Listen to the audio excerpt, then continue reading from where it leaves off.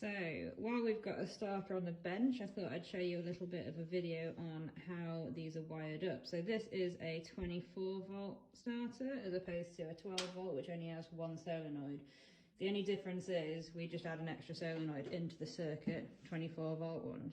So we start with the battery. On a 24 volt, you've got one battery here, one battery there.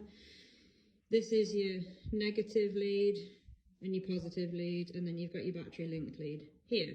On an ordinary starter, you would just have negative and positive on an ordinary 12 volt. So your negative lead goes through to this bolt here. Your positive goes through and into the solenoid here. Then you've got your solenoid linked lead there across the bottom, and then on the top we've got the power that goes to the motors. One to each motor, there and there. On a 12 volt starter, both of those leads just come off this top terminal. So you've got your positive coming in on the bottom, and then you've got your motor power leads coming over the top, like so. You've got the solenoid earth lead, which goes through to this bolt here, one for each solenoid. With a 12 volt, it comes off just this terminal and just one lead goes to there. And then we've got the foot pedal lead. So we've got the power going into that terminal and also connected across to that one. And then we've got that one there connected on the bottom. Just make sure these aren't too close. I've taken the cable ties off, but we normally have this cable tied on because what you don't want to be doing is pulling this off here. That's more or less it, apart from we've got this lead that goes from this bolt to that bolt. So that just creates a circuit between the two motors.